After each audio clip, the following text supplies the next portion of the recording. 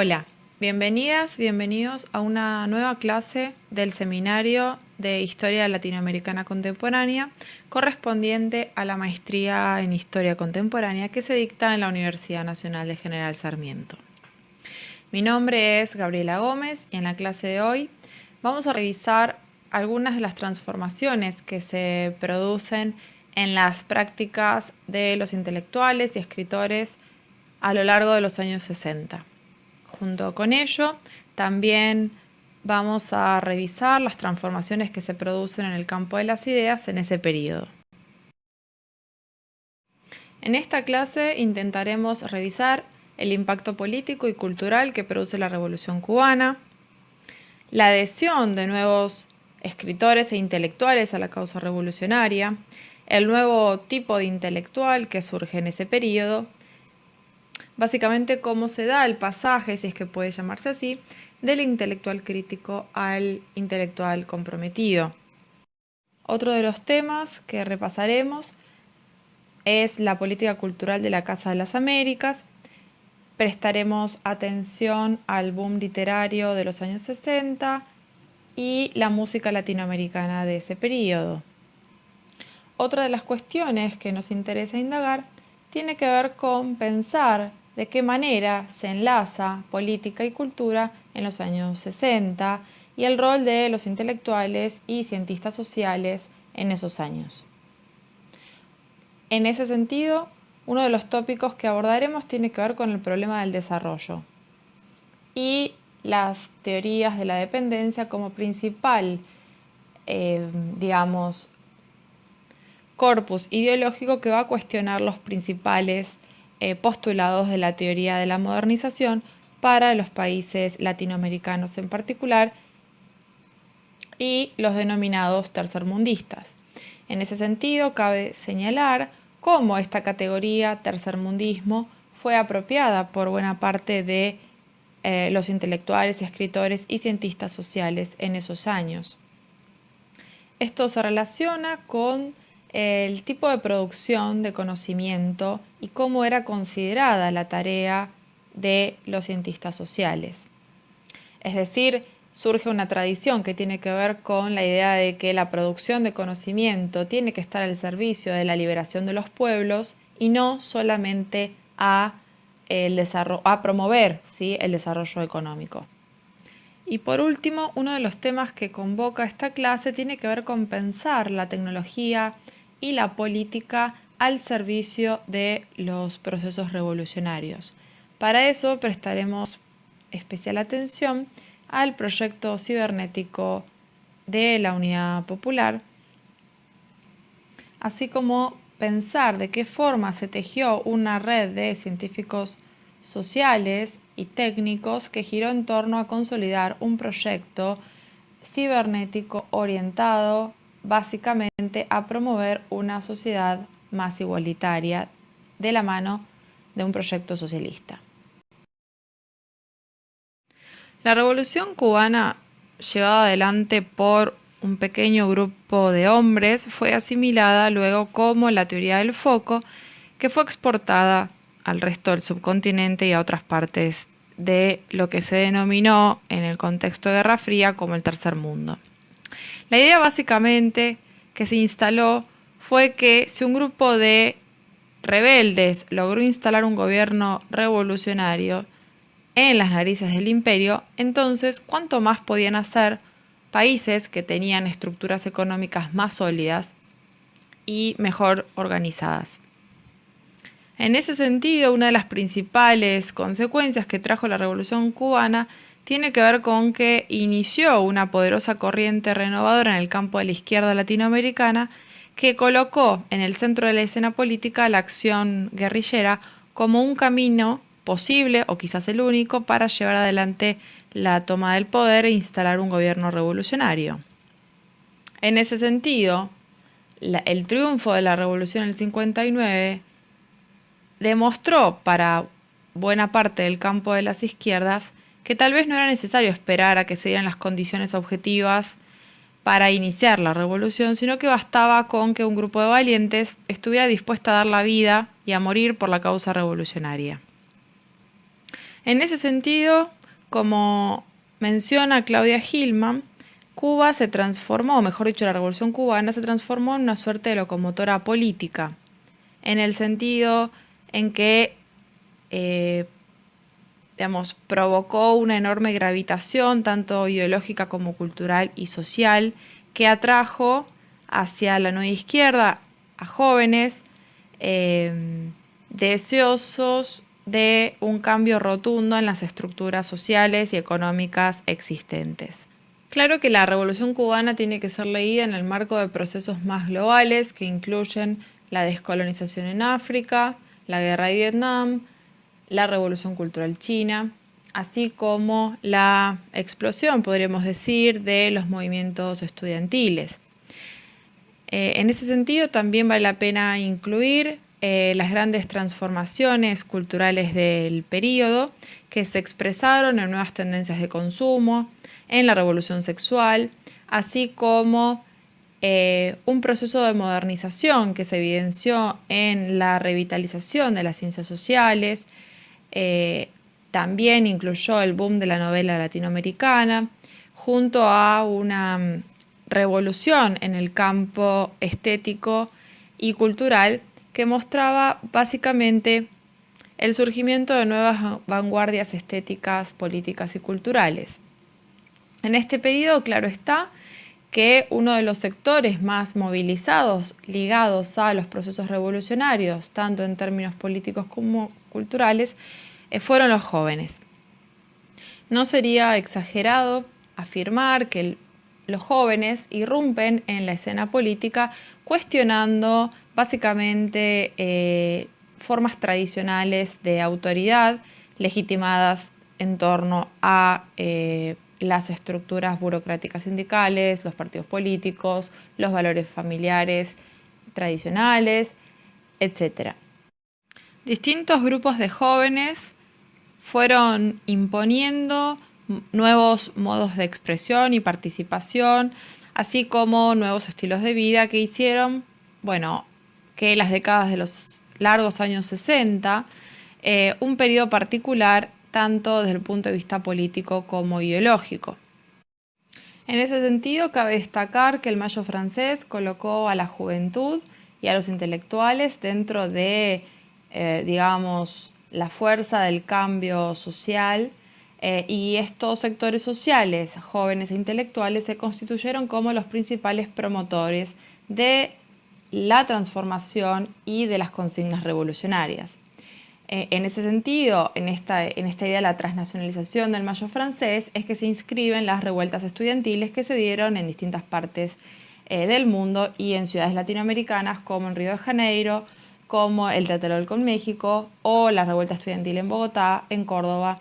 Estas movilizaciones o revueltas estudiantiles compartían reclamos con sectores movilizados de la clase obrera y también de campesinos. Y también promovieron consignas revolucionarias que apuntaban a solidarizarse con las causas de los pueblos en África, Asia y América, además de pronunciarse en contra de las diversas formas de autoritarismo en ese periodo. En ese contexto cabe destacar que la Iglesia no fue ajena a este proceso de radicalización y también promovió una reforma que se consolidó en torno al Concilio Vaticano II, el cual alentó distintas consignas, pero que apuntaban todas ellas a realizar cambios profundos entre la militancia católica y con una tendencia a favorecer un acercamiento de la Iglesia hacia los sectores más humildes de la mano de la doctrina social de la Iglesia. Una de las principales reformas más trascendentales de este concilio tienen que ver con el abandono del concepto condenatorio a la modernidad, ¿no? Muy típico de los sectores integristas que estaban muy presentes en la cúpula eclesiástica. Por supuesto que el concilio trajo una profunda renovación y esto tuvo un efecto importante para la legitimación de las corrientes progresistas en el seno de la Iglesia. Tal como se puede ver, por ejemplo, en la encíclica papal Pacem in Terris de abril del 63, que había declarado el sentido positivo de la Revolución Francesa y de la división de los poderes públicos, ¿no? En síntesis, podemos decir que a partir del concilio y las nuevas encíclicas papales se fue produciendo una suerte de ayornamiento de la Iglesia al mundo moderno que se selló en la Constitución Apostólica Pastoral del Concilio en diciembre del 65. Así, el Concilio Vaticano II reconoció las injusticias sociales generadas por el sistema capitalista, que estimulaba la brecha entre los países ricos y los pobres, y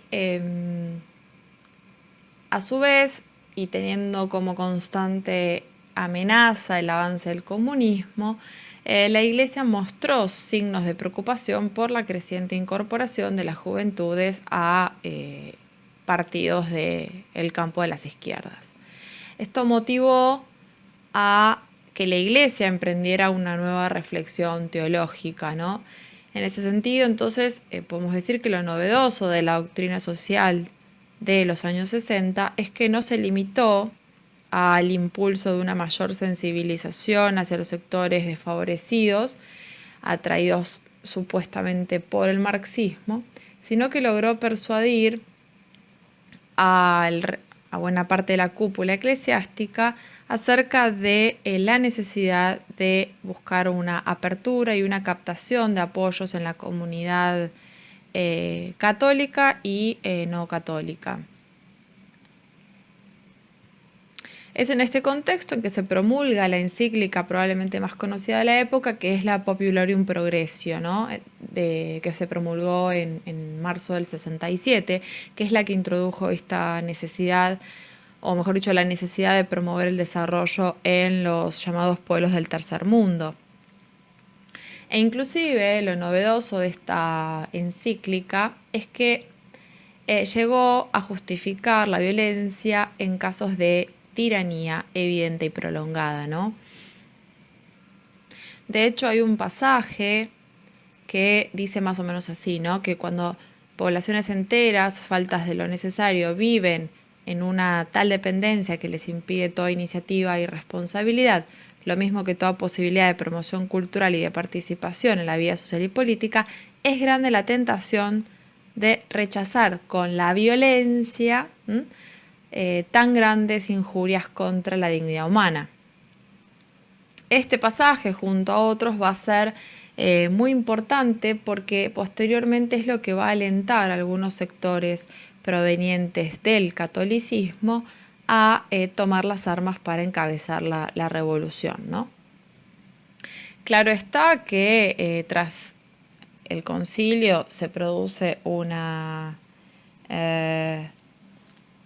enorme apertura de la Iglesia al mundo moderno, pero también esto provocó y digamos que aceleró los debates al interior del mundo católico y provocó una fuerte división dentro de la Iglesia entre lo que en líneas generales podemos llamar un sector más renovador que se supone que adhería con entusiasmo a la convocatoria de Juan XXIII y un sector mucho más refractario, tradicionalista, que seguía aferrado a la concepción de raíz tomista, digamos que según la cual la Iglesia era una sociedad perfecta y veía con total desconfianza todo tipo de diálogo entre la Iglesia y el mundo moderno.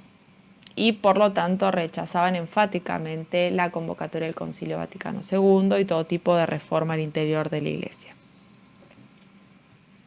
Claro que las ideas del concilio, digamos que caló muy profundamente en los sectores católicos más radicalizados de América Latina, que abrazaron, ¿no?, las reformas conciliares e interpretaron que el sistema social injusto que caracterizaba al subcontinente era un problema estructural y que era necesario un cambio justamente profundo en las estructuras socioeconómicas y sociopolíticas. En este sentido, En torno a 1968 se produce la segunda conferencia episcopal latinoamericana en Medellín, que reunió a los obispos del subcontinente. Y aquí, en Medellín, si bien se condenó tanto al capitalismo como al marxismo, lo interesante de la llamada Conferencia de Medellín es que se fortaleció de alguna manera la opción prioritaria por los pobres, ¿no? Que alumbró lo que sería posteriormente la teología de la liberación.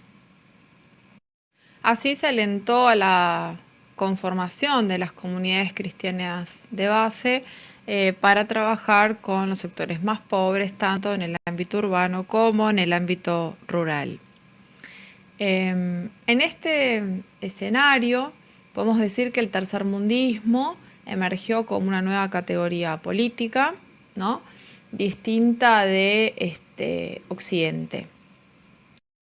Podemos decir que esta corriente tercermundista en el seno de la Iglesia es la que se mostró más sensibilizada por el capitalismo dependiente, la reproducción de la pobreza, la violencia institucionalizada, etc. Entre los principales promotores de la teología de la liberación podemos destacar a Lucio Ojeda, Enrique Dussel, Camilo Torres, Carlos Mujica, Gustavo Gutiérrez, en fin, toda una corriente de sacerdotes y laicos que mediante la opción preferencial por los pobres se comprometieron con la lucha social, la eliminación de la explotación y las injusticias sociales. Para esta teología, el pobre u oprimido era sujeto de liberación y no objeto de atención pastoral de la Iglesia, ¿no? Es por eso que la base de la teología de la liberación tiene que ver con un fuerte redescubrimiento de, digámoslo así, las raíces de, entre comillas, liberación del cristianismo más primitivo. En este esquema se postuló la idea de que los cristianos tenían que asumir, ¿no? un compromiso real con la causa de los más humildes, pero también con el proceso, digamos, emancipador de los oprimidos. Claro que estas ideas de alguna manera entroncaron con el liberacionismo que se manifestó en la filosofía, principalmente de la mano de la filosofía existencialista y la fenomenología, ¿no? Junto con la renovación del campo marxista y lo que charlaremos a continuación, que tiene que ver con la influencia de la teoría de la dependencia, promovida por el campo de las ciencias sociales. Podemos decir entonces que la proliferación de la filosofía de la liberación, ¿no? De Juan Carlos Escanone y Enrique Dussel, asociada a la teología de la liberación junto a la pedagogía de los oprimidos, promovida por Paulo Freire, todas estas ideas se manifestaron algo así como el pensamiento político, ¿no? Más original, si se quiere, que se promovió desde América Latina con un fuerte contenido antiimperialista, anticolonialista e incluso anticapitalista. En esta sensibilidad sesentista, tal como teorizó Eduardo Debes Valdés, habría que señalar el estatuto que adquirió la violencia, ¿no? En la vida política y en la militancia, pero también en la intelectualidad perteneciente al campo de las izquierdas. Pero que incluso la violencia llegó a penetrar en algunos sectores que eran minoritarios, pero radicalizados dentro de la Iglesia, ¿no? Por lo tanto, esta idea de que el orden social estaba fundado en la violencia, ¿sí? Permitió contraponer a la violencia de los opresores la contraviolencia revolucionaria, ¿no? Y en este sentido, junto con la proyección continental del patos de la Revolución Cubana, que funcionó, como dijimos, como una especie de locomotora política, pero también como un horizonte ideológico, ¿no? Donde la revolución, o la palabra revolución, formaba parte de lo pensable, ¿no? y de lo decible, como dice Claudia Hillman, es que los intelectuales de América Latina tendieron a compartir la convicción de que debían convertirse en algo así como los principales agentes de una transformación más radical de las sociedades tercermundistas.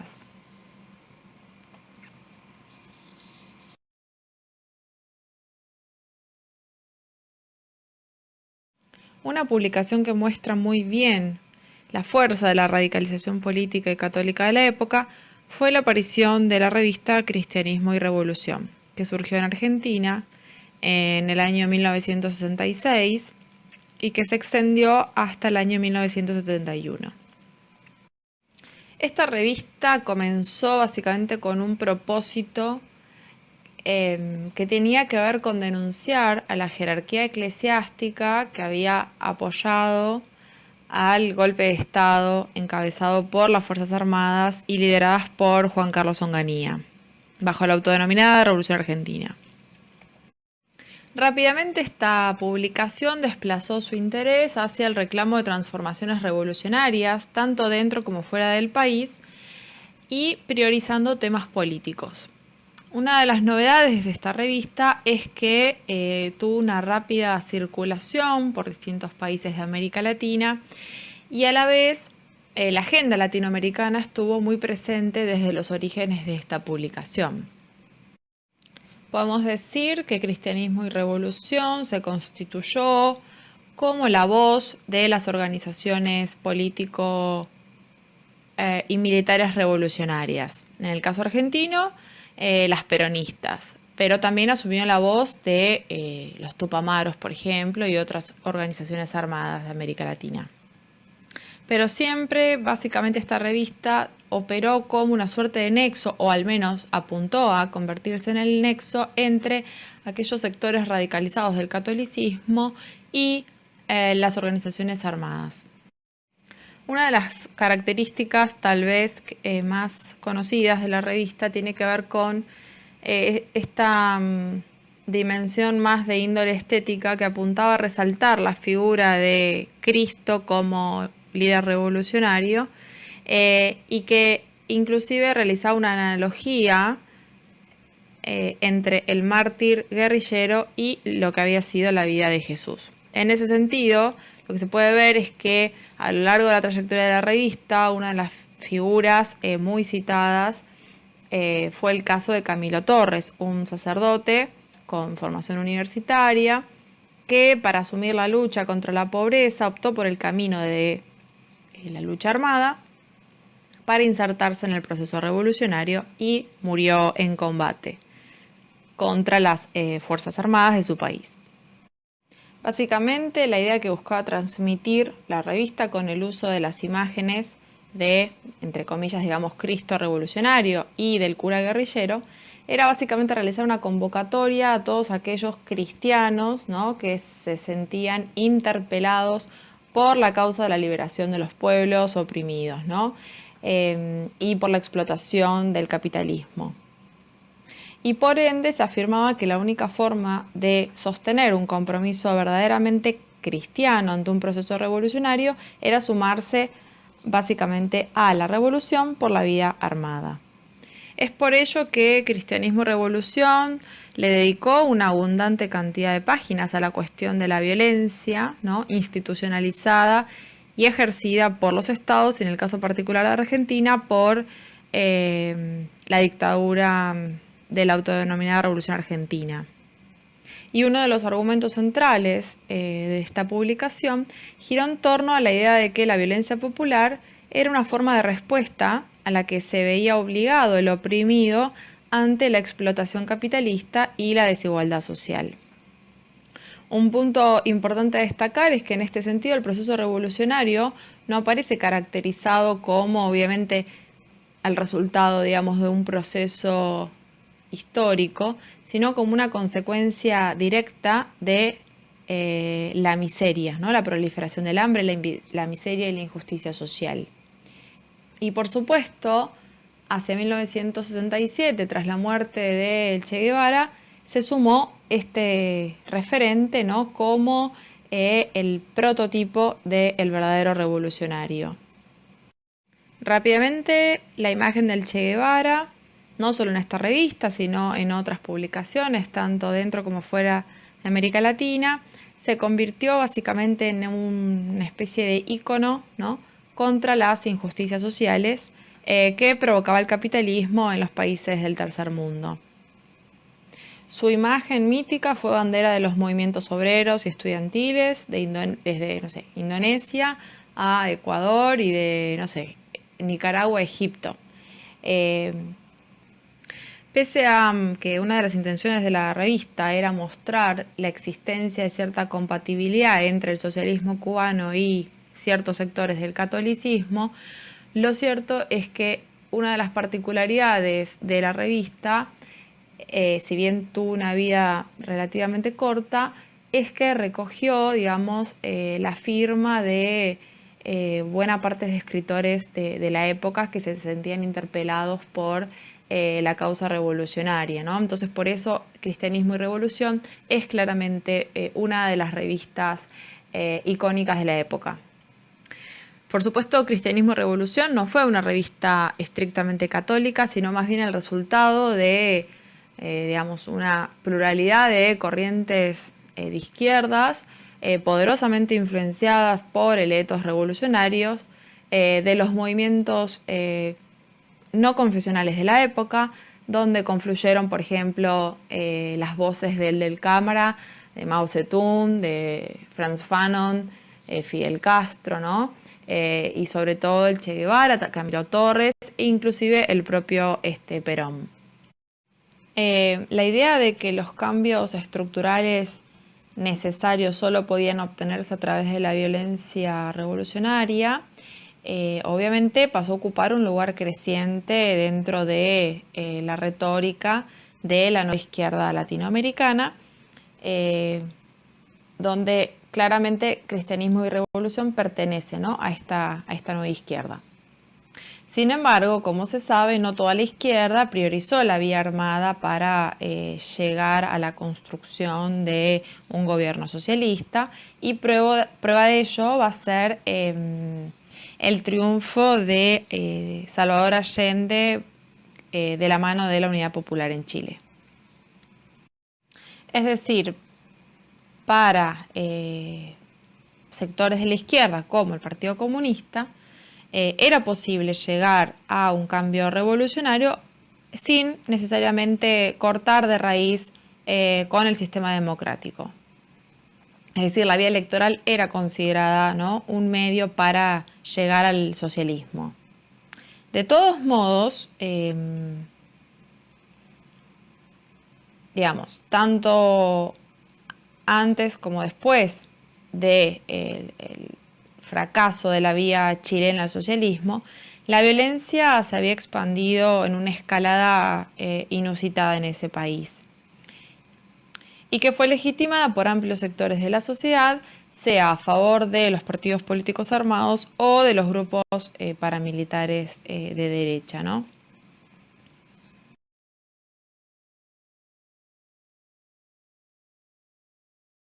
Desde el punto de vista de las ideas, a finales de los años 60 y principios de los años 70, fue cobrando forma, o fuerza mejor dicho, ¿no?, la filosofía de la liberación. En torno a este corpus filosófico, el concepto de América Latina adquirió, o mejor dicho, readquirió la connotación del espacio, ¿no?, de la utopía. Es decir, la idea de que América Latina, ¿no?, al calor del impacto de la Revolución Cubana, va a ser considerado como el lugar predilecto de la revolución mundial, una revolución de carácter humanista y socialista, ¿no? América Latina es vista, ¿no? Como el espacio de la autenticidad, de la pureza, de la renovación, de la lucha, de las resistencias. Este tipo de cuestiones aparecen ilustradas en distintas obras, escritores como, no sé, Las venas abiertas de América Latina, o Todo Calibán de Roberto Fernández Retamar, ¿no? También en este contexto da vuelta la pregunta, ¿no? Acerca de si existe una filosofía propia y latinoamericana, ¿no? De la mano de los aportes de Salazar Bondí y otros filósofos de la época. Pero en todo caso lo que interesa destacar es que en este periodo de algún modo surge la necesidad, ¿no? de generar un pensamiento propio. Y ahí los procesos de descolonización en Asia y en África, además la obra de Frantz Fanon, Los condenados de la tierra, sumado al clima de radicalización política, tanto por izquierda, pero también por derecha, van a operar como disparadores para el surgimiento de un nuevo campo de estudio en América Latina, ¿no? Destinado a esencialmente reflexionar acerca de la identidad latinoamericana. ¿Qué es América Latina? ¿Quiénes son los latinoamericanos? ¿No? Y como dijimos, aparecen estas preguntas, ¿no? Acerca de si existe o si es posible un pensamiento auténticamente latinoamericano. Por supuesto, este tipo de preguntas están inspiradas en la filosofía existencialista de Heidegger y en las tesis de Paul Sartre, pero lo interesante de destacar aquí también es que estas preguntas acerca de la identidad latinoamericana de algún modo se va a colar, ¿no? en el campo de las ciencias sociales y va a tener un lugar bastante destacado en torno a, o mejor dicho, va a permitir o va a habilitar en los años 60 al planteo, ¿no? de la teoría de la dependencia, o mejor dicho, las teorías de la dependencia, ¿no? Que en su conjunto, digamos, ponen en evidencia las relaciones de subordinación de América Latina hacia otros, ¿no? Otros entre comillas, ¿no? Llámense países o imperios, ¿no? Es decir, lo que me interesa destacar aquí es que en este periodo se comienza a teorizar acerca de las estructuras de dominación, ya sean internas como externas, respecto a los países considerados como desarrollados, ¿no? Y también surgen reflexiones acerca de la posibilidad de crear un pensamiento propio con instituciones educativas que muchas veces funcionaban con proyectos de investigación financiadas por justamente países considerados como desarrollados, ¿no? Es decir, con financiamiento externo. Entonces, dicho de otro modo, era posible generar un pensamiento propio latinoamericano con proyectos de investigación propios, pero financiados con fondos externos provenientes de lo que se llamaban los países, entre comillas, desarrollados, ¿no? Bueno, y ahí aparece todo un campo de reflexión bien interesante en torno al problema del conocimiento desde y para América Latina. Que en todo caso, hay un conjunto de cientistas sociales que lo que van a manifestar es básicamente el problema acerca de si la región puede constituirse a sí misma por aquello que es, ¿no? Y no por aquello que copia. Y de alguna manera aquí vuelven a cobrar fuerza esas,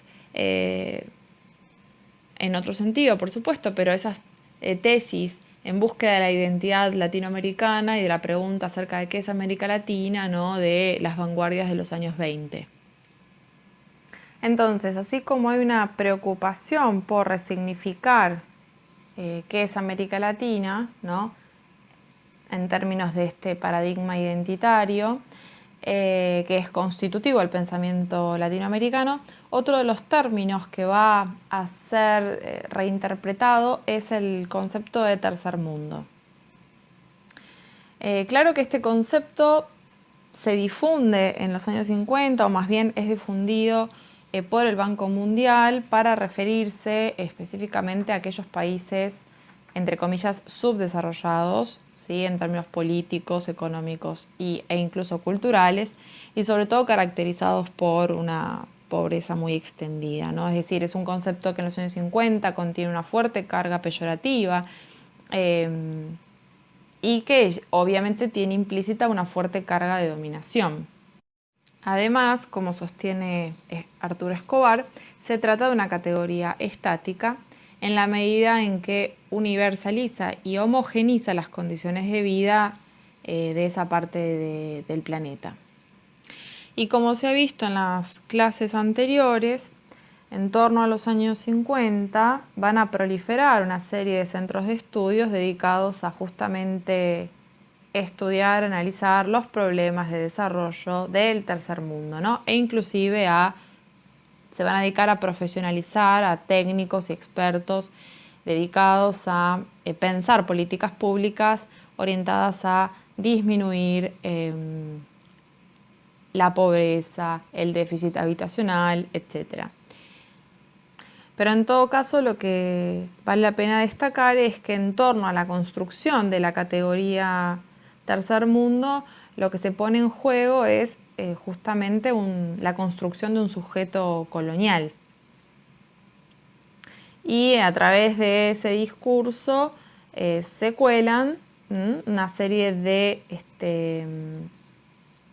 mecanismos que habilitan cierto ejercicio del poder sobre este otro, ¿no? Llamado tercer mundo. Sin embargo, en los años 70 hay una parte de intelectuales latinoamericanos que van a reivindicar la categoría del tercer mundo porque la asocian a la idea del espacio de la liberación, al espacio del antiimperialismo, de la lucha antiimperialista y al espacio de las utopías. Y en ese sentido el tercermundismo es una categoría resignificada, ¿no?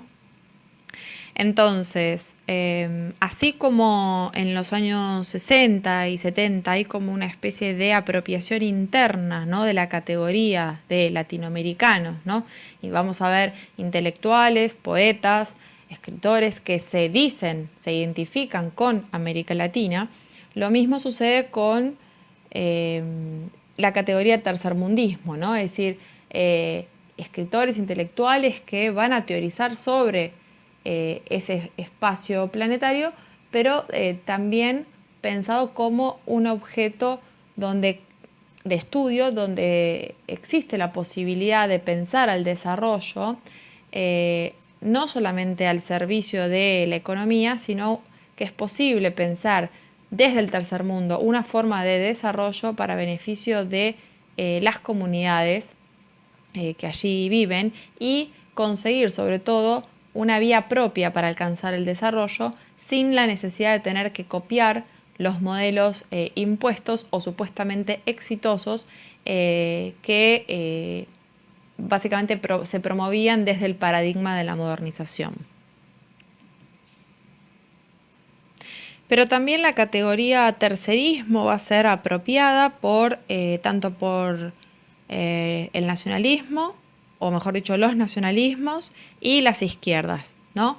Entonces, bajo el lema ni Washington ni Moscú, el tercerismo aparece como la vía posible para la lucha antiimperialista. Y por supuesto, este tipo de ideas y de debates en torno a la política van a atravesar el campo de las ciencias sociales, principalmente la sociología, ¿no? E inclusive estas reflexiones van a dar lugar al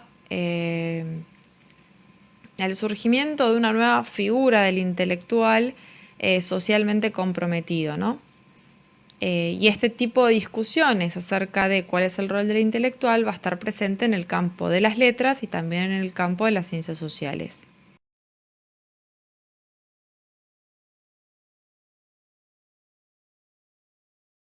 A pocos meses del triunfo de la Revolución Cubana, el gobierno creó la Casa de las Américas, una institución que contó con personalidad jurídica propia y que tuvo por principal objetivo promover actividades de carácter no gubernamental encaminadas a desarrollar y ampliar las relaciones socioculturales con los países latinoamericanos, el Caribe y el resto del mundo.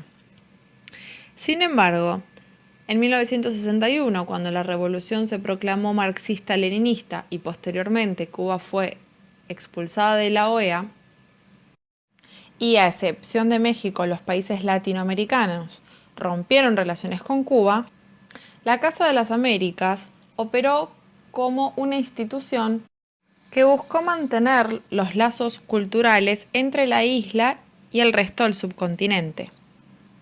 A partir de ese entonces, esa institución se abocó a difundir la obra de la Revolución y propició y financió la visita a Cuba de tantísimos intelectuales que se pusieron en contacto con las autoridades de esa institución y que estaban o que mostraban interés por viajar a Cuba. La Casa de las Américas entonces se abocó a difundir la capacidad de acción de los intelectuales latinoamericanos, también difundir los valores revolucionarios por medio del arte. La autora Adriani Vidal Costa, en su libro Intelectuais, Política y Literatura en América Latina, se abocó a demostrar cómo la Casa de las Américas promovió un conjunto de debates que giraban en torno a temas como América Latina versus Estados Unidos, las relaciones entre América Latina y Cuba y la relación asimétrica respecto al desarrollo entre los países del tercer mundo versus los del primer mundo. En el campo de la literatura se abocó a difundir la nueva literatura latinoamericana y en la dimensión más sociopolítica apuntó a promover un conjunto de debates orientados a las ventajas que ofrecía el socialismo respecto al capitalismo. La Casa de las Américas contaba con una biblioteca, con editora propia, con una revista y con un conjunto de departamentos ligados a promover la investigación, asimismo promover las artes plásticas, el teatro, la música latinoamericana. También realizaba congresos y simposios, que eran los grandes momentos en los cuales se llegaba a congregar buena parte de la intelectualidad latinoamericana. Y así es posible afirmar que Cuba desenvolvió una política cultural bastante eficiente, capaz de irradiar una enorme atracción, en especial sobre los intelectuales próximos o cercanos a el gobierno revolucionario. Así fue como Mario Vargas Llosa, Julio Cortázar, García Márquez, etc., entre otros tantísimos intelectuales, participaron de una innumerable cantidad de eventos organizados por esta institución. En todo caso, podemos decir que la Casa de las Américas logró constituir una red de intelectuales cuyo principal objetivo era la integración cultural latinoamericana, fortaleciendo el compromiso político social de los escritores y la defensa del socialismo y la lucha antiimperialista. En ese sentido, la creación de la revista bimensual Casa de las Américas tuvo el objetivo principal de tejer una suerte de red político-ideológica que sustentara o contuviera la Revolución Cubana y reforzara la comunidad intelectual latinoamericana. Con la Revolución Cubana y principalmente la figura del Che Guevara, instaló la idea acerca de que los intelectuales debían abandonar la Torre de Marfil y debían comprometerse con la causa de los hombres comunes, que era la causa revolucionaria. En ese sentido, la idea del intelectual comprometido y del intelectual revolucionario cuestionó la legitimidad de esa agenda cultural que había sido bastante productiva y exitosa a inicios de los años 60. Asimismo, en términos generales, se produjo una amplia politización de los intelectuales, y de ahí viene la noción del intelectual comprometido. Esta noción del intelectual comprometido no necesariamente involucraba un programa de acción determinado, pero en todo caso se presentaba el dilema acerca de, cuál era el compromiso de la obra y el compromiso del autor. El compromiso de la obra involucraba un hacer específico en el campo de la cultura y en los programas estéticos, y cómo romper con ciertos programas estéticos tradicionales y volcarse de alguna manera a las vanguardias, ¿no? Esta ruptura con la tradición. Esta ruptura con la tradición en términos estéticos dependía obviamente de si el autor, el intelectual, pertenecía al campo del realismo, el surrealismo o la combinación de ambos. En cambio, el compromiso del autor hacía referencia estrictamente a sus intervenciones en la esfera pública, a sus conductas, a sus ideas políticas, a su compromiso con el proceso revolucionario. Ahora bien, el problema, compromiso de la obra, compromiso del autor, supone una tensión permanente e implica cierta estabilidad que parece inviable o parecía inviable. Claro que bajo esta idea del intelectual comprometido, ahí se da algo que es difícil de separar, que tiene que ver con la vida del autor y la obra. Por ejemplo, con el ingreso de muchos escritores al mercado y al conocido boom de la literatura latinoamericana, los autores no solamente daban a conocer su obra, sino también ellos como individuos adquirían mayor visibilidad política, que es lo que Claudia Hillman denomina la extensión de la obra literaria sobre el autor. Es decir, en determinado momento, esta nueva visibilidad no solamente se lograba por la obra en sí misma, sino por aquello que el autor podía decir o no decir, apoyar o no apoyar, en el marco de la esfera pública. Y de hecho, la propia vida de los autores se tornó muy atractivo para los críticos de la época y también para los periodistas dedicados al ámbito de la literatura. Por tanto, los lectores no solamente consumían la obra de un autor, sino que también consumían sus posicionamientos políticos, sus opiniones y sus imágenes en los distintos reportajes. Tenemos que tener en cuenta que en el contexto de los años 60 y en el desarrollo de un nuevo mercado publicitario, la entrevista a los autores reemplazó la difusión textual de la obra y cobró fuerza el primer plano del autor. Esta idea del primer plano tiene que ver mucho con la actitud, ¿no?, del escritor intelectual en el contexto de la práctica política y lo que se podía decir o no se podía decir en determinados reportajes, así como en las entrevistas literarias. Era muy típico en los años 60 entonces que cobrara forma e importancia el acento de lo personal del autor y la vida privada. Era muy típico que los autores sean retratados o fotografiados en sus casas o que los reportajes se llevaran adelante en la propia casa como una manera de dar a conocer la intimidad y la forma de vida de esos escritores. Por eso Hillman denomina esta idea del arte de vivir de estos escritores, es lo que también era parte de lo que consumía el público. Pero también era una forma de mostrar su vida política, es decir, esta idea, por ejemplo, de muchos intelectuales de decir o reconocerse como latinoamericanos y vivir en París, como el caso del propio Cortázar, ha suscitado una serie de críticas, ¿no?, por parte de intelectuales que no fueron al exilio. En todo caso, lo que vale la pena destacar aquí es que en este nuevo rol del intelectual, la dimensión política política y pública cobra tanta relevancia como la obra misma y el peso de la estética. En torno a esta idea de la noción del compromiso y la tarea del intelectual revolucionario, surgió lo que Hillman llama el mito de la transición. Esta idea del mito de la transición estuvo bastante avalado por la autoridad, ¿no? Como figura que tuvo el Che Guevara. Y esta idea se vinculaba más o menos al carácter transicional, ¿no?, del intelectual que convivía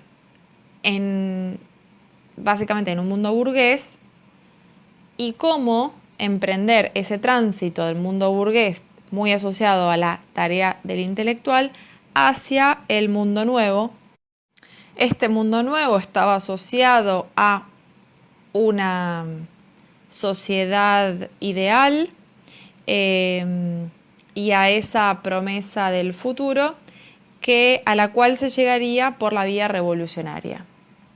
Por tanto, en esta idea del mito de la transición, a lo que se apuntaba era la posibilidad de dejar atrás los hábitos de carácter estrictamente burgueses para llegar a emerger como un hombre nuevo. Y en este sentido, el nuevo arte y el nuevo intelectual estaba asociado directamente a la idea revolucionaria y a las utopías. Por supuesto que esto se basó en la convicción de que un nuevo modelo de sociedad produciría hombres diferentes y mejores, con nuevas sensibilidades, lo que conduciría a una transformación, en definitiva, estética, inclusive de la obra del autor, pero también en sus propias conductas.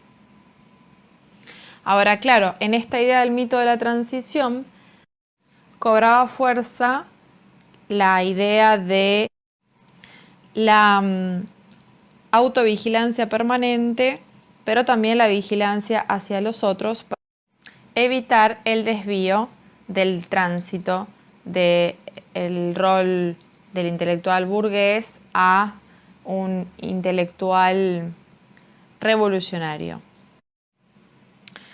Asimismo, la idea del intelectual como crítico de la sociedad se fundaba básicamente en la noción de compromiso. Y a partir de un intenso debate sobre el rol del intelectual, es que se instaló la idea acerca de si se podía y merecía el intelectual ser considerado revolucionario. Otra de las cuestiones en las que vale la pena detenerse tiene que ver con la relación entre el intelectual y la política. Y claro, en la eminente revolución latinoamericana se fue acotando aquello que se entendía por política. Es decir, se pasó de la idea de que todo era política a la idea de que solo y únicamente la revolución era la política. Es decir, el único horizonte de posibilidad para la política era la revolución. Y eso implicaba aceptar lisa y llanamente la idea del paso de la escritura a la acción a través de la figura del intelectual orgánico. Esta idea se instaló fuertemente, ¿no?, al calor de la primera conferencia de la Organización Latinoamericana de Solidaridad en 1967. Es decir, aceptar los postulados de la OLAS en el sentido de que la única vía hacia la revolución, que era la política, ¿no?, era la lucha armada. Y ahí comenzaron una serie de tensiones, ¿no?, en algunos intelectuales, aquellos que se identificaban con la causa revolucionaria pero no se identificaban con la lucha armada, y aquellos que consideraban que era el momento de soltar la pluma para abrazar el fusil. Como dice Hillman, esto trajo aparejada cierta incomodidad para los escritores para entrar en el nuevo traje que parecía no estar hecho a su medida y que consistía básicamente en que los requisitos para pasar a la categoría de intelectuales revolucionarios estaban asociados directamente a la pérdida de confianza y en todas las formas del compromiso basadas en la competencia profesional específica de cada artista y de cada intelectual. Y de ahí surgió otro problema que tiene que ver con las vanguardias. ¿Y por qué? Bueno, porque básicamente la palabra vanguardia también fue cooptada en forma exclusiva para referirse a cierta dirección política o político-militar de los grupos armados. Y en torno a esa idea surgieron una enorme cantidad de desacuerdos que se manifestaron, como mencionamos en la primera ocasión de la primera conferencia de la OLAS, sobre a quién correspondía o no, en un plano estrictamente político, denominarse o autodenominarse vanguardia de la revolución. Y claro que en la conferencia se había instalado la idea de que la vanguardia de los pueblos eran los que luchaban con la expresión de la lucha armada. Y claro, ahí se constituyó una suerte de legitimidad excluyente del sentido político del término vanguardia, cosa que molestó notablemente a los intelectuales o a un grupo de intelectuales, pero también le quitó un elemento que solía operar como identificador entre la noción del intelectual. Del mismo modo, así como a la idea de vanguardia, ¿no?, se fueron sumando, ¿no?, otras, como por ejemplo convertirse en vanguardia del movimiento antiimperialista latinoamericano, ¿no? Y quien tenía la potestad de bautizar, digamos, a un intelectual como portador de la vanguardia del movimiento antiimperialista latinoamericano estaba en manos de una dirigencia muy pequeña que tenía la capacidad de autorizar o rechazar políticas culturales en nombre de la revolución o de una posición revolucionaria. Y esto ocasionó serias discrepancias en el campo de los intelectuales latinoamericanos, ¿no? Aquellos que efectivamente se sintieron interpelados por la idea de las vanguardias guerrilleras y aquellos que no comulgaban con este principio. A su vez, aquellos que cuestionaban estos principios comenzaron a ser tildados de antirrevolucionarios. Y así, digamos, la figura del intelectual revolucionario pudo ser reclamada por letrados que pasaron, optaron por pasar a la militancia política, aunque no fue la mayoría de los intelectuales, ¿no? Porque ser intelectual era esta idea de ser revolucionario. No ser revolucionario implicaba estar básicamente o formar parte del campo anti-intelectualista, ¿no? Un término mediante el cual se atacaba profundamente digamos, los defectos burgueses de los intelectuales. Así comenzaron a circular una serie de preguntas que giraban en torno a, bueno, ¿para qué sirven los intelectuales? ¿Para qué sirve un intelectual? ¿Para qué sirve ser intelectual? ¿No? Y a las respuestas de, bueno, para la sociedad que buscamos o se busca construir, el intelectual no sirve para nada, comenzaron a tejerse, ¿sí?, una serie de valoraciones negativas sobre la identidad intelectual que se denominó antiintelectualismo.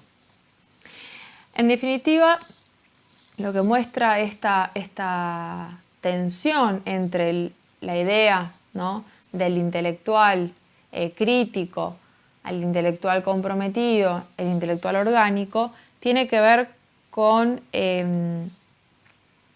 cómo se va profundizando la radicalización política en el campo intelectual. Y así los promotores del anti-intelectualismo latinoamericano fueron transitando, ¿no?, un recorrido que iba más o menos consumiendo todo tipo de valoración positiva de la cultura, ¿no? Y esto se fue tensando a tal punto que se llegó a rechazar ciertas formas culturales elitistas y se pasó del rechazo, ¿no?, de la cultura elitista a una impugnación de la cultura en sí misma, ¿no?, el hecho de considerar que la cultura era de por sí elitista.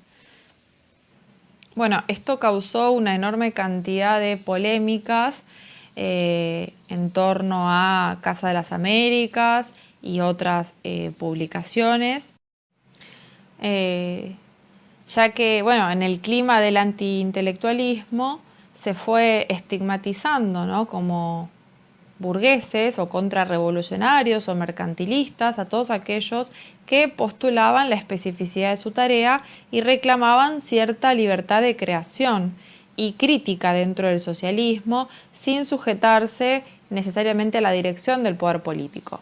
Bueno, esto conllevó, como dijimos, a una innumerable cantidad de polémicas dentro del campo intelectual, también derivó en censuras, también derivó en persecución a intelectuales y, por cierto, también muchos intelectuales se fueron alejando del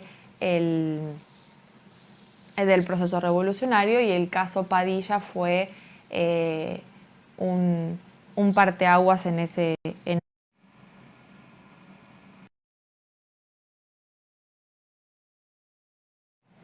El boom de la literatura latinoamericana se sitúa a inicios de los años 60. Sin embargo, fue en el año 66 cuando el chileno Luis Hars, que era uno de los cronistas de la literatura latinoamericana más prestigioso, escribió un libro titulado Los Nuestros.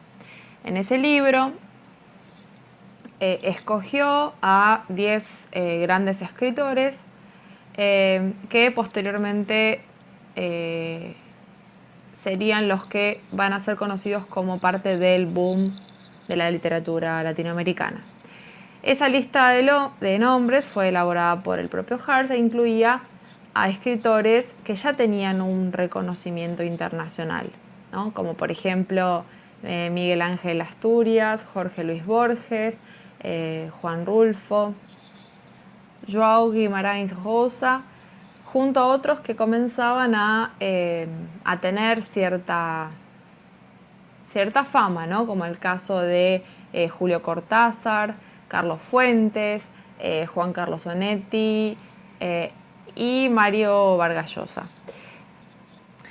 Y el propio Hars aludía a una serie de condiciones que habían posibilitado de alguna manera este nacimiento de la novela latinoamericana, ¿no?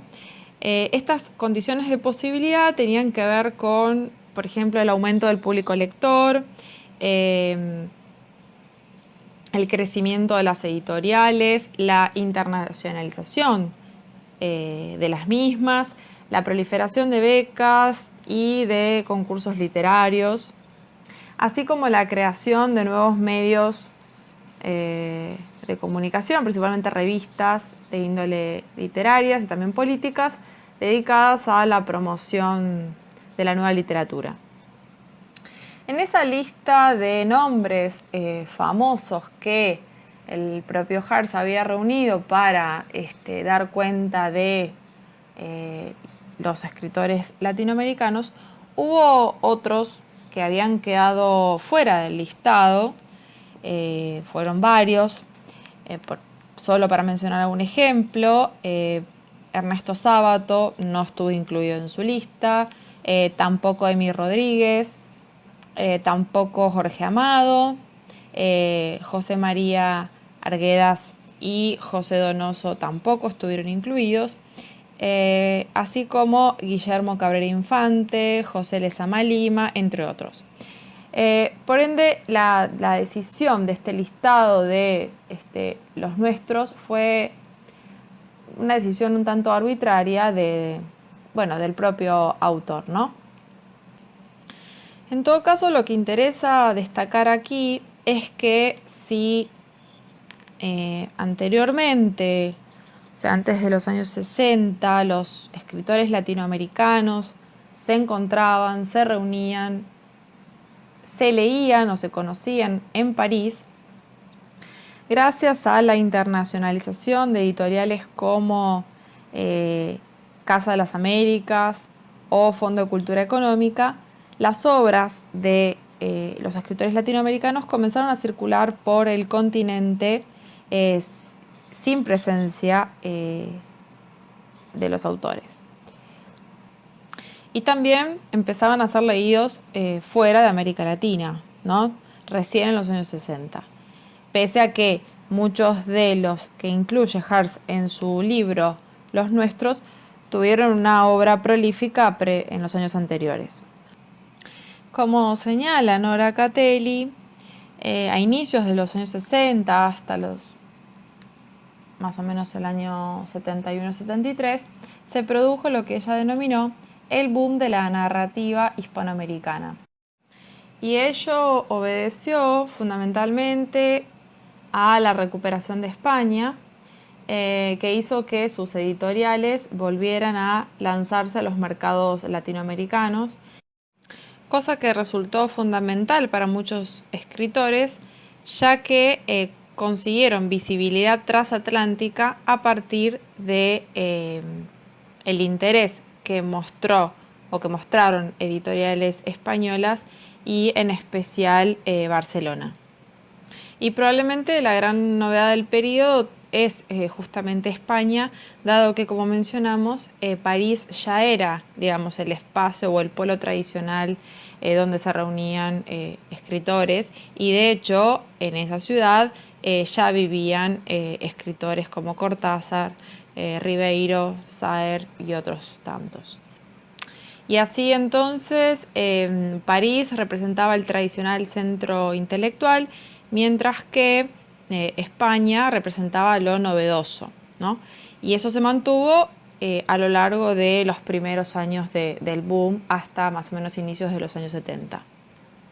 A grandes rasgos podremos decir que la literatura latinoamericana había sido de alguna manera cooptada por las editoriales que habían sido fundadas por los republicanos exiliados en el subcontinente, como Losada o Sudamericana.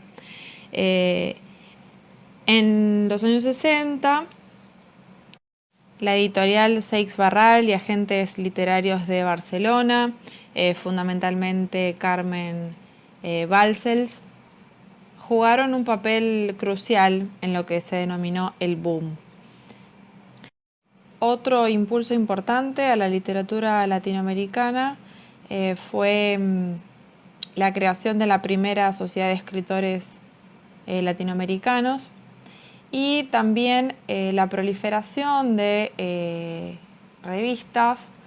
En el caso argentino, por ejemplo, el semanario Primera Plana, que surgió a inicios de los años 60 y que fue una revista que pertenecía a lo que se denominó el nuevo periodismo y que estaba destinada a difundir noticias de actualidad.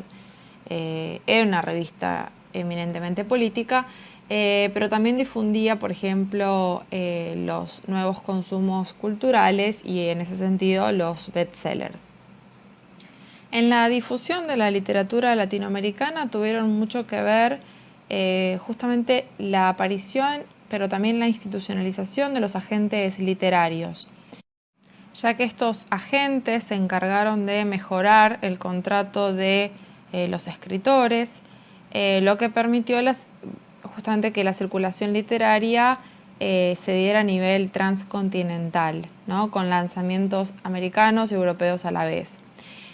Así, por ejemplo, hubo algunas modificaciones en las leyes españolas en el proceso de la transición a la democracia, y sobre todo en el rol que desempeñaron estos agentes literarios, sobre todo el conocido caso de Carmen Balcells, que dieron como una fuerte batalla por acabar con la figura del escritor a sueldo.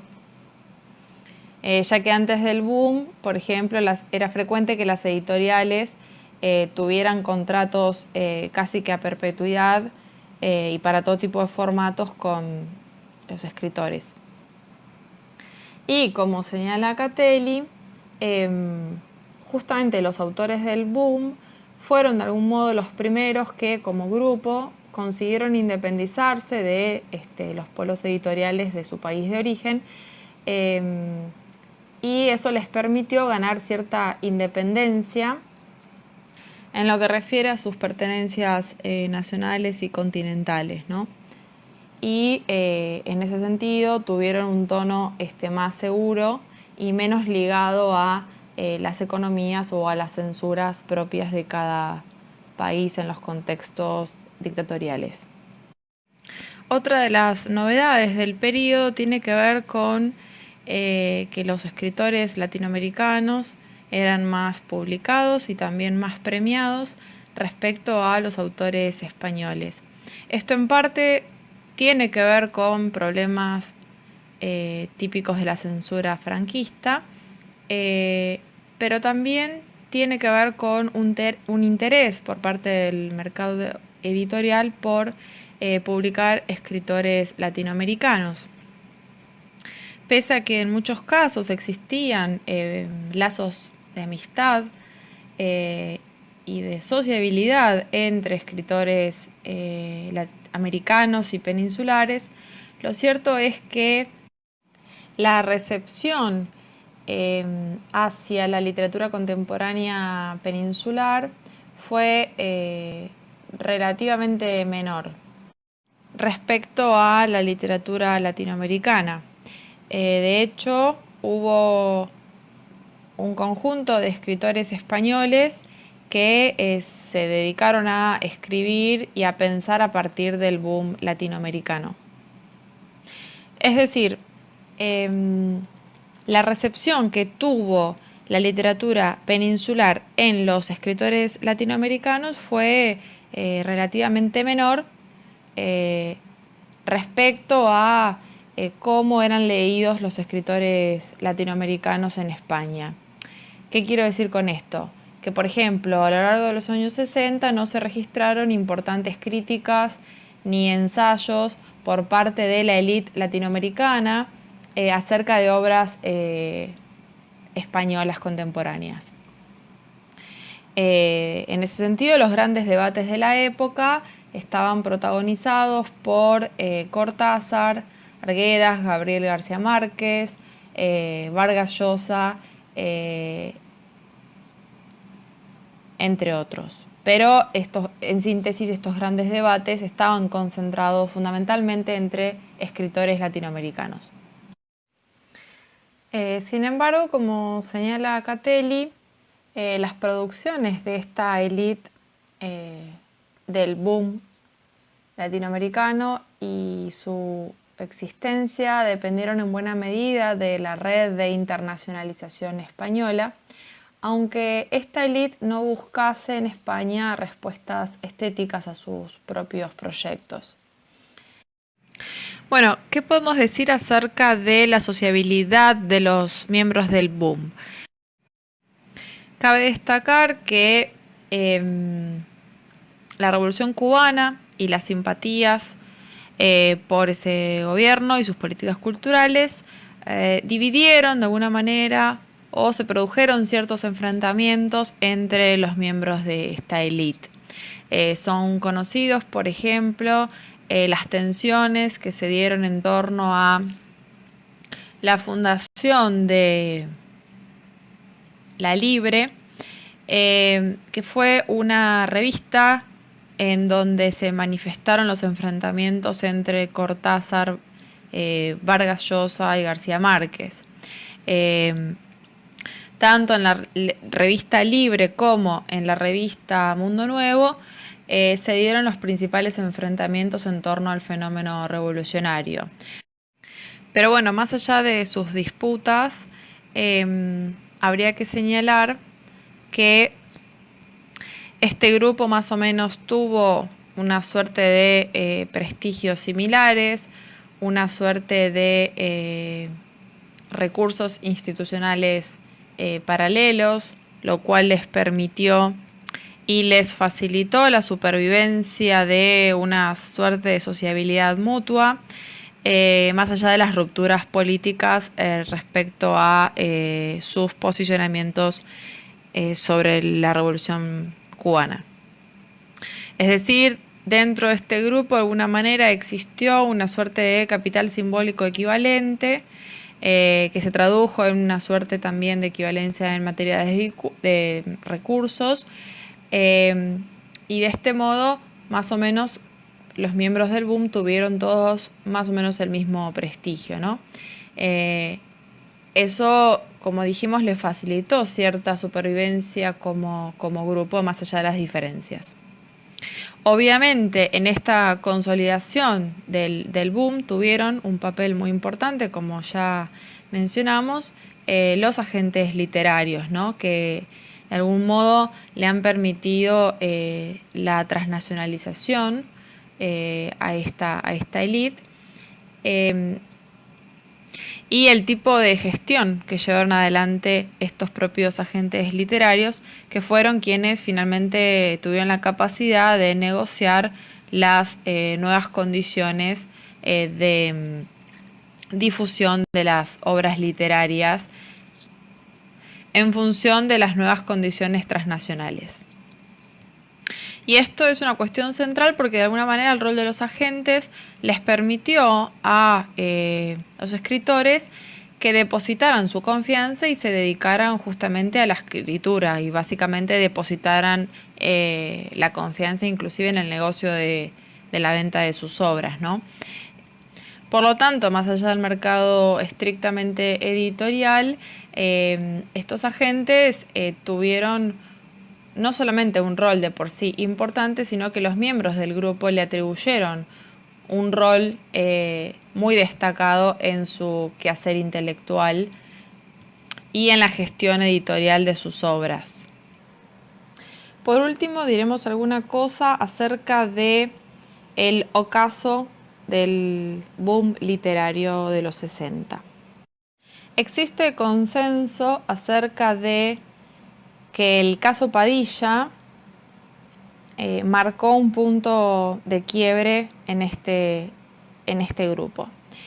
En el año 71, el poeta cubano Heberto Padilla fue encarcelado a propósito de la publicación de una obra que fue muy famosa porque obtuvo un premio de la Unión de Escritores y Artistas de Cuba.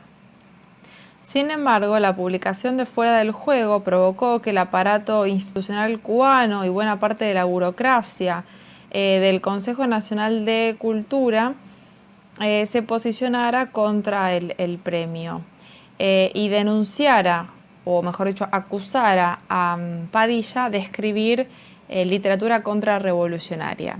De ahí que fue encarcelado. El caso Padilla, entonces, provocó enormes tensiones dentro y fuera de los miembros del boom. Fue uno de los hechos más trascendentales para las artes latinoamericanas.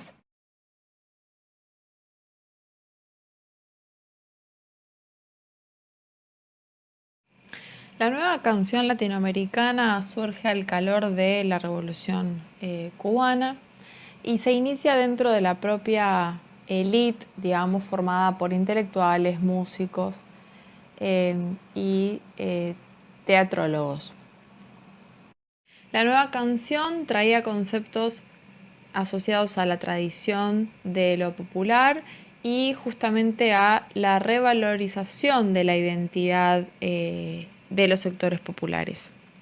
En ese sentido, la nueva canción latinoamericana fue un instrumento político y estético destinado a difundir entre la población, principalmente a los sectores más humildes, las ideologías de cara a conformar el hombre nuevo.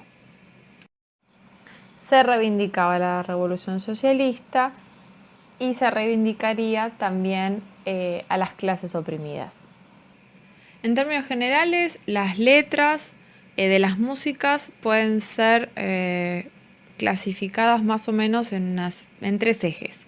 Aquellas que tenían un fuerte contenido antiimperialista, otras que apuntaban a resaltar lo nacional, lo estrictamente lo local, y algunas de ellas incluían la lucha explícita por el socialismo o por el espíritu crítico y la unidad latinoamericana.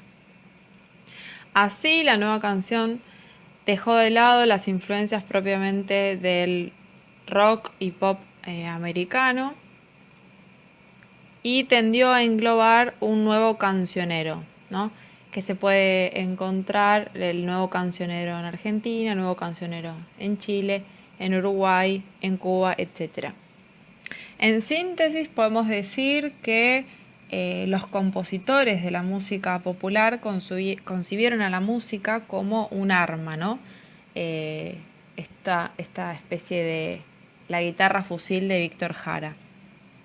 Y como mencionamos en esos 3 ejes, la idea central era, incitar la lucha revolucionaria en el pueblo. Bueno, así en el caso argentino se puede incluir a Mercedes Sosa, Horacio Guaraní, León Gieco, Atahualpa Yupanqui.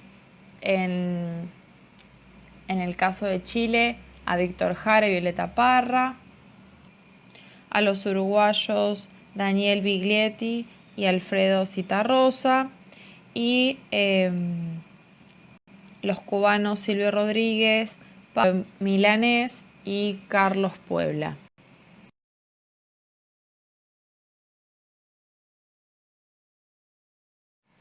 A mediados de los años 60, y como en parte encuentro y crítica al cepalismo, a la teoría de la modernización, surgió el dependentismo.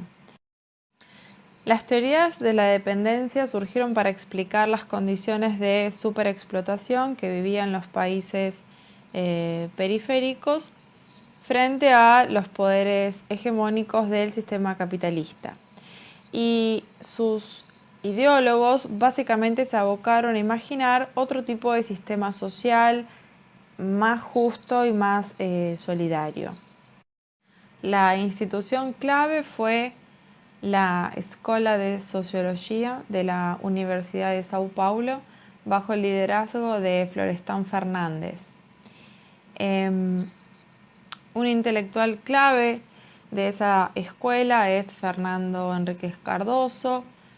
Otro intelectual brasileño clave en esta teoría fue Teotonio dos Santos, quien había encabezado un grupo de discusión marxista alternativo formado por cientistas sociales muy destacados como André Gunder Frank, Sergio Bagú, Aníbal Quijano, Osvaldo Zunkel, Vania Bambirra, entre otros. Si bien cada uno formuló sus propias teorías, un punto que tienen en común estos intelectuales y cientistas sociales ha sido poner en cuestión justamente la ahistoricidad de la teoría del desarrollo y de la modernización. Todos ellos coincidían en que el proceso del desarrollo debía ser analizado a partir de situaciones históricas concretas y teniendo en cuenta la noción de dependencia, que era la condición que configuraba un determinado tipo de estructura socioeconómica. La principal crítica que se le realiza a la teoría de la modernización es que básicamente no da cuenta de la especificidad de la estructura socioeconómica de América Latina. A diferencia de la perspectiva de la modernización, los dependentistas consideran que el subdesarrollo económico de América Latina es un problema estructural y que tiene que ver con su ingreso al originario mercado de bienes. Por tanto, son los términos desiguales de intercambio lo que explicarían ese, entre comillas, subdesarrollo. En ese sentido, es en el momento en que los países se incorporan al mercado mundial como productores de bienes primarios, en que se configura una estructura productiva que gira en torno a la producción de materias primas orientada a la exportación para satisfacer la necesidad de materias primas para la producción de bienes industriales de los países centrales. Para Fernando Enrique Cardoso y Enzo Faleto, dependencia no alude a una relación mecánica inmediata de lo interno con lo externo, sino a condiciones de existencia y funcionamiento del sistema económico y del sistema político, mostrando ciertas vinculaciones entre ambos, tanto en lo que refiere al plano interno como al externo. Estos autores parten de la idea de que la dependencia de los países latinoamericanos se configuró desde el momento de la independencia, momento en el cual estas naciones se configuraron como naciones subdesarrolladas en la medida en que se alternó entre la autonomía en términos políticos y las limitaciones de las posibilidades de decisión y acción de manera autónomas generadas por el tipo de vinculación económica con el mundo, o mejor dicho, con el mercado externo. Por su parte, por ejemplo, Teotonio dos Santos distinguió las formas históricas de dependencia. Entonces supone la dependencia colonial, la dependencia industrial financiera, la dependencia industrial tecnológica, ¿no? Y considera que cada una de estas formas de dependencia corresponde a una situación que condicionó no solamente las relaciones internacionales de estos países, sino también sus estructuras internas, ¿no? Como por ejemplo la orientación de la producción, las formas de acumulación del capital, la producción económica, la estructura sociopolítica. Así, la dependencia sería una situación en la cual la economía de determinados países se encuentra condicionada por el desarrollo y expansión de otras o otra economía a la que están sometidas las primeras. La relación de interdependencia entre dos o más países y entre estos y el comercio mundial toma la forma de dependencia cuando algunas de las naciones, en este caso las dominantes, pueden expandirse en tanto otras naciones, o sea las dependientes, solo pueden hacerlo como reflejo de esa expansión, la cual puede tener un efecto negativo o positivo sobre su desarrollo inmediato. Más allá de los aportes que hemos repasado hasta aquí, como señala Fernanda Weigel, no existió una teoría de la dependencia, sino innumerables aportes que fueron realizados por muchos cientistas sociales que quedaron restringidos a pequeños círculos y más de una vez incomunicados entre sí. Como plantea la autora, el tema de la dependencia no es en sí un tema de los años 60, sino más bien que ha sido formulado el problema, ¿no?, en otros periodos históricos. Esto significa que la dependencia es históricamente construida, pero a la vez es objeto de construcciones simbólicas, que por lo tanto varían, ¿no?, en el tiempo. La autora entonces se plantea indagar acerca de la historicidad de la categoría de dependencia, y para eso se remonta a finales del siglo XIX, al momento en que se sintetizan o surgen, mejor dicho, las ideas de la llamada segunda emancipación y el debate acerca de los alcances de la independencia. Y luego retoma distintos momentos del siglo XX, pero sostiene, ¿no?, plantea esta idea de que las teorías de la dependencia se consagran en los años 60, que es básicamente el momento en el cual se discute acerca de si América Latina era capitalista o semifeudal, y si predominaba una visión tradicional o moderna de las sociedades latinoamericanas.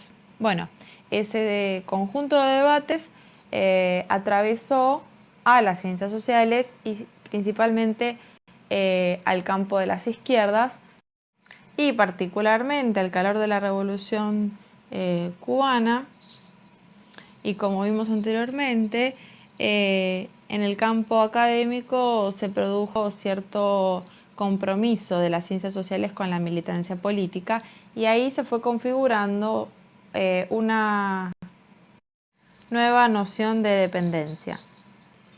Es en este periodo en que Weigel ubica como el momento de vida de las teorías de la dependencia, que se da en el contexto de un reordenamiento de las ciencias sociales latinoamericanas.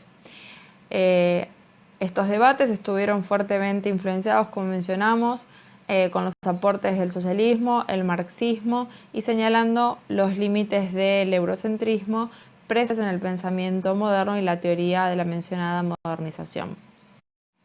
En resumidas cuentas, las teorías de la dependencia, junto a la teología de la liberación, las concepciones anticolonialistas, la filosofía de la liberación y otras corrientes de los años 60 y 70, van a poner en jaque tanto la autonomía de las esferas sociales como la posibilidad de hallar leyes universales capaces de explicar la realidad.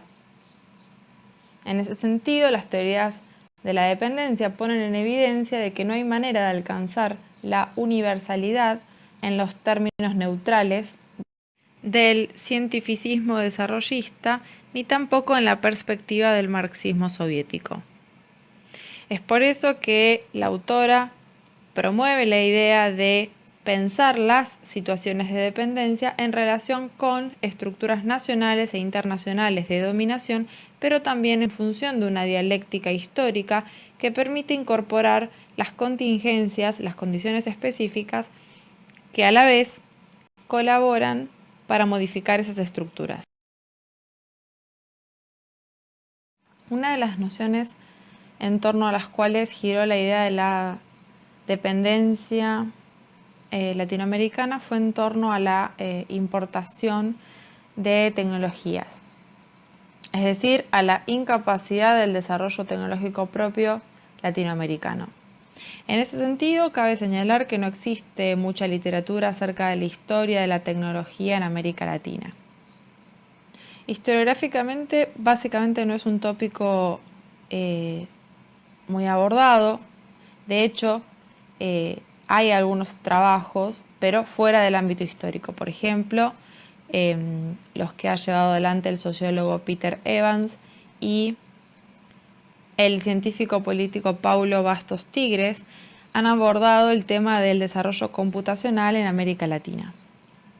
Ramón Barquín también realizó un extenso trabajo acerca de la computación en Latinoamérica, mientras estuvo en la Escuela de Gerencia Sloan del MIT en los años 70. Pero a modo de síntesis podemos decir que los estudios acerca de la computación son extremadamente escasos. Recién, en el año 2008, un grupo de científicos computacionales e historiadores historiadores latinoamericanos comenzaron a pensar un proyecto para documentar la historia de la computación en Chile, Brasil y Argentina. Como se puede observar en el texto de Medina, que trata de mostrar cómo se estableció la relación entre la vida chilena y el socialismo y la importancia que este gobierno le adjudicó al desarrollo tecnológico y particularmente cibernético. De hecho, una de las principales novedades que trae el caso chileno a partir del proyecto 5, o también conocido como CyberSyn, es que la Unión Soviética ya había intentado, aunque sin éxito, construir un sistema de computadoras a nivel nacional para gerenciar una economía planificada.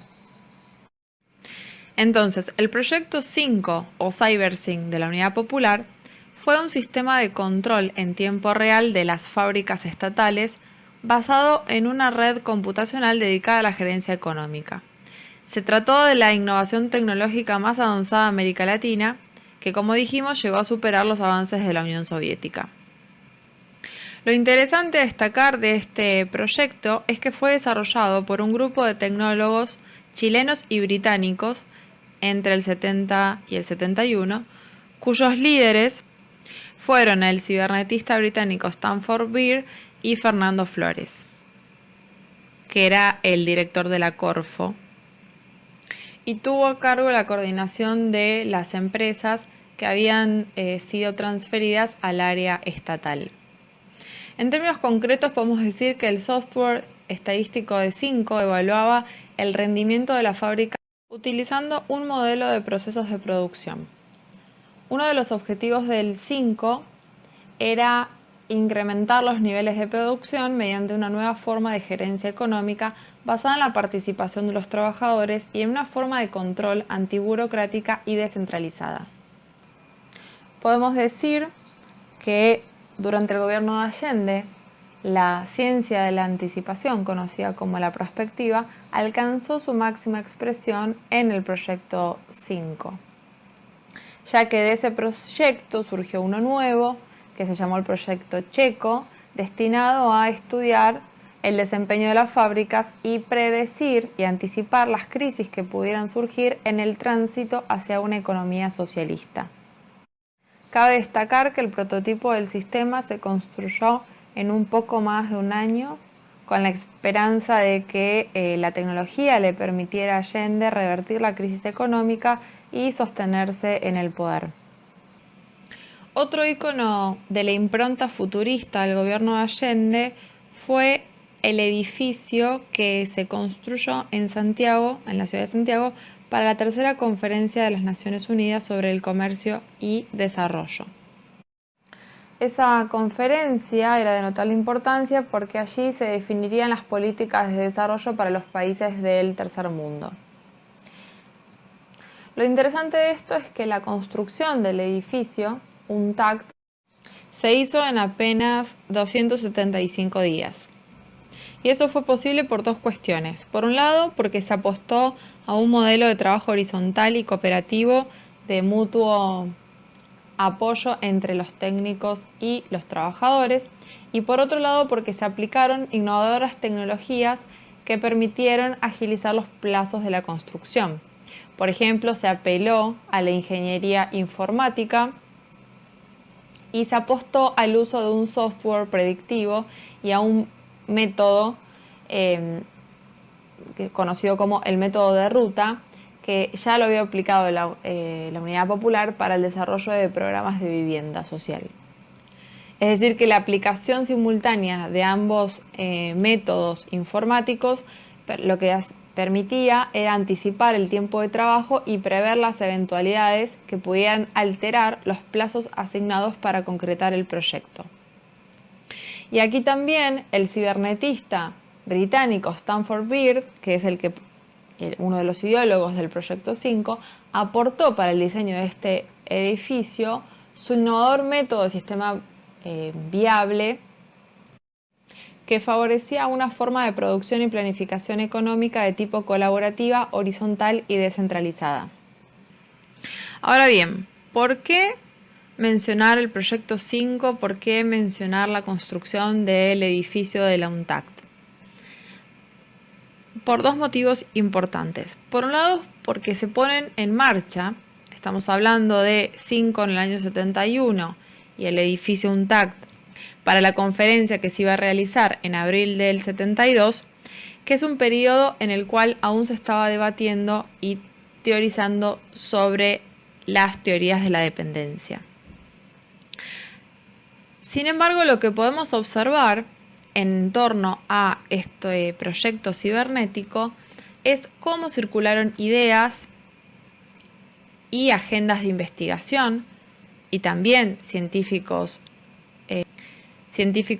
informáticos de norte a sur y de sur a norte.